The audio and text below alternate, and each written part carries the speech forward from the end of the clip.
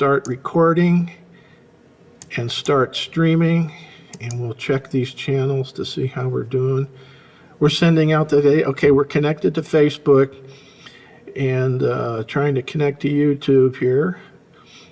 YouTube seems to take a little bit longer than Facebook. Okay, now we're connected to both YouTube and Facebook, and so we are streaming, and we're streaming this music streaming and licensing notice. This is the first thing they'll see because it's what we got up there in OBS. So the next thing we do is, because the slideshow operator has started the announcement slides, we'll click right over to the live streaming worship service scene, in which camera 3, the slides, are playing. So it'll just go right in there. There's no slide startup, watching them. But of course, you got to make sure that they've got this thing running before you click over to it. So you can leave that music streaming and license notice up as long as you want, to give them enough time to get camera 3 going with the announcement slides. Okay, and then the next thing that typically happens is that the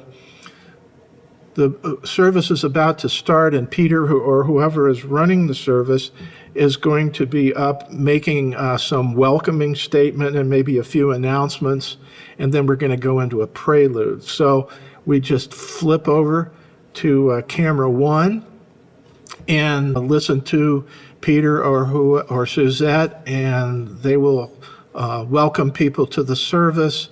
At this point, whoever's operating the worship slides has a golden opportunity to change to the worship slides from the announcement slides. Peter has finished the welcome, and we've finished listening to the prelude, and now we're going into the worship slides so we can actually cut over to what the slide operator has done with the worship slides going. And now we're just sort of working our way through the service between the different cameras and whatever is happening, and the different scenes. We'll have communion.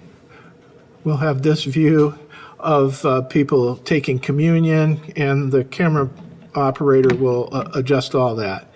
Okay, at some point we will get to the actual end of the service. We'll typically be singing the Shalom song after the last hymn and the dismissal.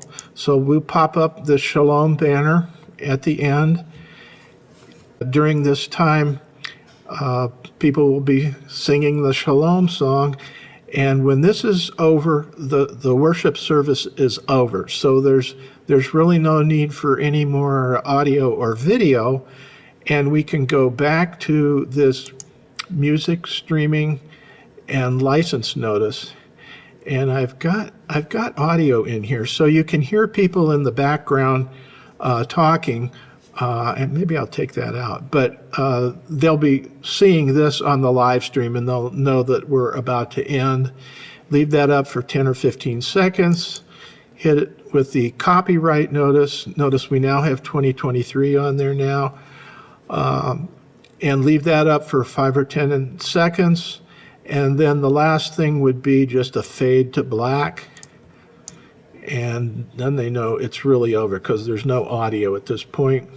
We can stop streaming, stop recording, and if we go and look in the public videos, we'll see that what we just live streamed, 5 minutes and 21 seconds of live streaming, has been captured as a file. This is what people will see on Facebook and YouTube. So that's my idea for starting and stopping the live streaming portion of the worship service.